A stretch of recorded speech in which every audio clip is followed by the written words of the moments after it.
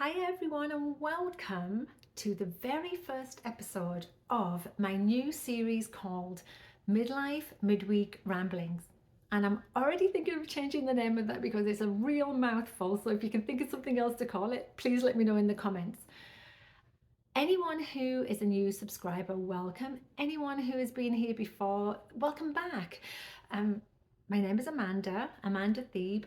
I am based in Toronto. I'm married to Stuart and have two sons called Cameron and Elan, who are teenagers. They still live at home. And I'm a personal trainer, nutrition coach, and I'm also the author of the book Menopausal. I'm going to talk about that a little bit later. But the reason that I'm doing this and the reason that I'm coming onto YouTube and creating this new series is because I want to talk to you like in a way that's like real. It feels like we're connecting together about health, wellness, fitness, menopause, and then stuff outside of there because I'm so much more than a menopausal woman, and so are you. And so I want to be able to create a platform where we can have these really great conversations. And I'm going to give you the opportunity to ask questions and answers along the way over the week so I can sort of address those as we go along. So here we go. I'm really excited about it. So the first thing I want you to do is go and get a cup of tea, come back here, and I'll see you in a minute. Okay, let's get going. So first of all, you'll always find me with a cup of tea. This is very much a Canadian Starbucks cup, but I actually love the size of the rim of these cups, and it to me is like the perfect size for a cup of tea.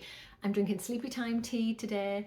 This Celestial Seasonings, I think is the brand. I usually have Yorkshire tea, but I just don't fancy caffeine today. I think I've had too many stimulations over the holidays and I just want to calm it back down.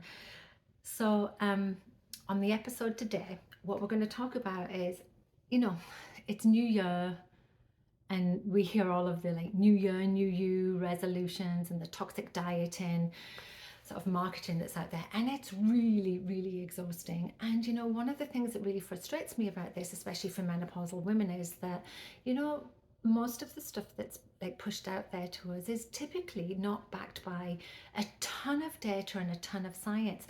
But the stuff that is backed by a ton of data and a ton of science tends to be really boring. Now, when you hear me talk, it's usually about the stuff that is just grounded in tons of data, that doesn't sort of shock and it doesn't create a lot of like noise. But that's because it sort of works, and it's like what all of the nutritional scientists are talking about. And so if I was to give you sort of any advice over this new season, the new year, it's to think about ways that you can make small behavioral changes if you need to, that are going to help you reach the ultimate outcome goal that you're looking for. I mean, typically we're targeted as weight loss, right? But it doesn't have to be weight loss. In fact, I would actually ask you to pull back and think of ways that you can improve your health. And usually when you're looking at ways to improve your health, you don't restrict, you end up adding things in to to improve our overall health outcomes. So, if you get anything from this video today, it's like for you to go away and sit down and think to yourself, what can I do to improve my health? And I'll show you what I've done now. Let's just talk about notebooks. I have thousands of notebooks, and I've got a couple here to show you. Look, there's two here, but this is my favorite one. My husband went to Harvard, so we often go back, and these notebooks are $10 from the Harvard store, and I love them because they've got different segments in them. And so I have a personal segment, I have a work segment, I have a family segment, and in my personal segment, I have some basic things that I want to achieve every day, and then I do little notes for them. And I know you can do apps for these, but I personally like to write them down. So here's what mine are, and it doesn't have to be the same as yours, but I've been sick with a virus. I had RSV, COVID, and then a bacterial infection. I swear I feel like I'm a COVID sponge, and it's left me with post-viral syndrome. I've just been feeling a little bit run down. I haven't been exercising very much, and I've had congestion in my chest, and my GERD is reappeared. Honestly, oh, it's so frustrating. And it was getting me down, but I thought, what are the things that I can go back to that are going to help me with my health outcomes? And for me, it's starting to exercise again, to improve my overall mental health and well-being. And for me, exercise is key. And I wasn't even getting out and moving, so I've committed to moving every day, getting outside. And if I don't get outside, I have to do some type of movement, like move around more around the house, or go for a swim, go for a walk, go for a bike ride, something. Movement, movement, movement every single day is something I've committed to doing, and it's easy to do. Like for me, it's easy to do, but I just, when I was feeling at my worst, didn't want to do it. Also committing to working out now. I've committed to working out 3 to 4 times a week, but I'm doing fitness snacking at the moment until I build my strength and endurance and abilities back up again. So I've written myself 3 10-minute workouts, and I'm doing them on repeat, and they're doable. They're getting me a little bit out of breath. I am pushing myself a little bit, but not too much, which is the perfect sort of place for me right now with this like icky thing that's just sticking around. And then I've also committed to taking medication to do with what's going on here, like with my health. So I'm just like ticking these boxes off every day, and then I'm writing notes, and I'm writing notes like how I'm feeling, how I'm doing. And then the last thing I've done is I've committed to focusing on my protein, because it's the hardest thing for me, and I understand the benefits, especially going through menopause and as we age, of having adequate protein, and especially now that I'm starting to get my strength training back up again. So I'm committing to looking for 100 grams of protein a day. I find that hard, particularly. I'm somewhere around the 80-gram mark at the top end of my range. So anyway, they're things that I'm doing, and some days I don't reach those goals and some days I do, but I'm tracking my progress as I'm doing it. And I highly recommend that you do that. Like, look for ways to add like small behavioral changes that you can repeat over and over again, that will add improvements to your life instead of pulling back and restricting. And honestly, but go and buy yourself a wonderful notebook. I also am a bit of a pen snob. I love super thin nibbed pens, and I love writing notes. And anyway, so honestly, go for it. And so in my book Menopausal, which I am quite shameless about sharing with you, because it's something that is still doing well, it's still on the top seller list. The whole way that I coach in this book is by doing small changes incrementally over and over again. And so get yourself in there and see if there's things that really work for you. I have at the end of every section a segment called Putting That All Together.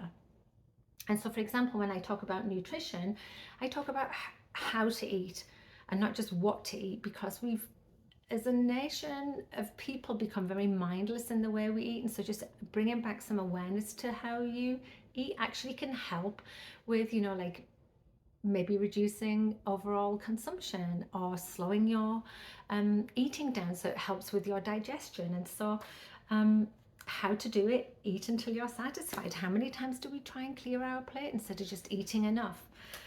My old nan used to always just eat until she felt just right, and then she'd put a fork down and go, oh, that was sufficient. And I love that. I love that attitude about that. So, in the comments, I'd love you to sort of tell me some of the small things that you're doing, small incremental things that you're doing to help with your overall health outcomes that will hopefully last more than just a couple of weeks, that will continue and continue on. Okay, so let's just change the pace a little bit here. So some of the things that I found, especially when I was going through some of the darkest times of menopause, is that I really was struggling to find something that gave me a tiny bit of joy. And that's one of the first signs of depression kicking in, and that's something I've struggled with. And so what I've found over the years, and I've been doing this for many years, decades, is that when I do something that's creative, that has an end goal, like an outcome and a product, I just feel really satisfied and sort of want to flex about it. I mean, if any of you follow me on Instagram or Facebook, you'll see that I love knitting and sewing and crocheting. And so anyway, I've been doing some small projects lately, and I thought I'd share them with you just to see if you get a kick out of them. So the first thing I did was knit these mitts for my son. I'm going to hold them up and see if you can see them. Look at this beautiful pattern. Now, if you can see, there is one finger that's separate and the thumb. Let me put them on for you. Oh, actually, the inside is a little bit of a separate pattern. Really nice edging along the thumb. Now listen, my son's 6'4" and he has massive hands, and I have very small hands. So this is the glove. Aren't they awesome? Now these are called trigger gloves, and they're called trigger gloves because in World War II they were used for operating machinery, guns, artillery. And they were also used, they're a traditional Newfoundland pattern. It's so cool, aren't they? Newfoundland pattern in Canada for fishermen. And so I decided, because my husband's new company takes him out to Newfoundland all the time, and I went out there and I bought this brilliant pattern book. I'm going to put the book up here so you can see it, called Saltwater Knits. And it's all these traditional Newfoundland patterns, and I love this one. And anyway, when we went on our summer holiday this year to Scandinavia, we went to Sweden and Norway, I said to my kids and my husband, go and pick some wool or yarn and that you really like, and I will knit you something, and it will be sort of a memory of our trip. And so that's essentially where this came from. So this is the yarn that my oldest son picked, and we decided to knit these. I don't know if he'll ever wear them, but I was sort of saying to him, you know, you could use them to ponder, which I thought was funny, or be a loser, or point. And then I was like saying, you know, hold on, I'll put the other glove on. You could use them as trigger fingers to tell someone that he loves them. Anyway, so it was a very satisfying and fun project, and he also got them for Christmas, so it ended up being both. And my next project that I'm working on, I want to show you this yarn. I got this when I was on my last retreat that I did to Peru. Now I took guests, I took 8 guests, there was 10 of us, and we hiked in the mountains of Peru. We went 5,000 meters, 1,500 feet in altitude, where we had about 50% oxygen. It was pretty intense climbing up there, but everywhere we looked there were women hiking with, you know, those ponchos on their back with babies in them and products that they were selling in the middle of the mountain, and it was just amazing to see them in their traditional dress. And then we found some women in the Sacred Valley as we headed back down that were hand dyeing and hand weaving baby alpaca wool. Oh my goodness, it was the most amazing thing to see. And this is the yarn that I picked up, and you can see it's this beautiful rose color. I absolutely love it, and I can't even tell you how soft it is. It feels softer than a cashmere. And so I decided to make myself a hat with a beautiful cable weave on. And so I'll let you know how this goes. This is only what I did yesterday. It knitted up quite quickly. The one thing I'm worried about though is that I'm actually going to run out of this. So I'm thinking of doing a colour block with another yarn that I've got here from England, from the Yorkshire Weavers, that has a tiny bit of purpling. Can you see this? It's beautiful, and it's very lightweight. So I'm going to double up the yarn and maybe do the 2 colours together. So I'll have a block of this tweed and then pink at the top. I don't know, if it doesn't work out, I'll have to pull it all out, but I love it. And so I will keep you posted on that. But this is my latest project, and it keeps me very, very happy. Okay, and so moving on, I'm just going to get a quick slurp of tea. I wanted to talk to you about Um, you know, like skincare. So, like, I am not a skincare expert, but over the last, oh, I would say like 4 or 5 years, my skin has really changed. I'm now 4 years post menopause, and my skin is very, very dry.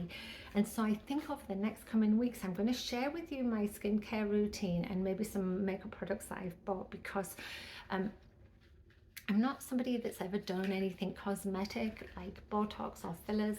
It's just not my thing. I don't care if you do it, you do you type thing. It's not my thing. I'm trying to just make the best of this. I'm okay with my wrinkles and everything. And so I have a friend who's an esthetician, and she's given me a full routine. And within that routine, it's very simple because I'm somebody that really wants 2 or 3 things to do and be out the door. And my makeup is 2 or 3 things and I'm out the door type thing.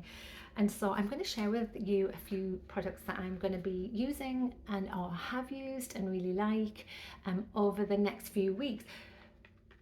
But you know what I've done this time, just to give myself a little bit of joy. You know, the post Christmas New Year holiday season is a bit flat, and what I did this year is I bought myself an advent calendar, but I waited until Christmas Eve to buy it when it was half price. And this was available in Canada, and it's 25 days of beauty. And when you open it up, I hope it doesn't fall out, there's a product every day. And so I've decided that I'm going to do this for January. So my advent calendar is going to be January. So it's the 3rd of January today, and I've got 3 products so far, and so it's just really fun, and it's just an opportunity for me to try new things. Now this is one that I've used a million times before, the Clinique Power Surge, is it called? Moisture Surge. Clinique Moisture Surge. It's the yellow one, which I think we've all probably used. Oh no, it's a little bit different, this one. This is a little pink one. And so I'll give that a go, but I'll probably wear that at night because the problem I have with the Clinique products is they don't have SPF in. Now, I actually do use a separate SPF after my morning skincare every day, even if I'm not going outside. So I don't know, I don't probably need as much SPF on as I use, but I've started to get some like sunspots from my years in my 20s and 30s of just putting like baby oil on and just roasting in the sun. So I'm trying to just slow down any more damage. A couple more things that came in is this one. This is called Naturally Serious After Dark, a natural peptide sleeping cream. I have no idea, but you know what? I'll use it because it's free and I'll give it a go. And when I did this last year, I did the same thing. There was only actually 2 products that I ended up really liking, but it actually gave me a great opportunity to try things without spending a ton of money. I like the Estee Lauder products. This one is their Advanced Night Repair Synchronized Multi-Recovery Complex.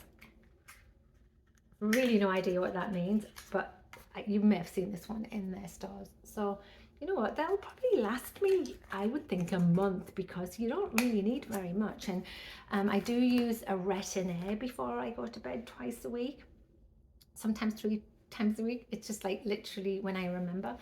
And so I'll probably use the retin-A and then put like a moisturizer on afterwards. And actually that seems to really help with the cell like turnover, renewal. And I started using that 2 years ago, and it really makes a difference. So anyway, next week when I come on, I'm going to share my morning routine, or well, one of the products I use, and I've compared a couple, and I really like them, and they're low cost, the vitamin C, and I think that's been like a little bit of a game changer for me.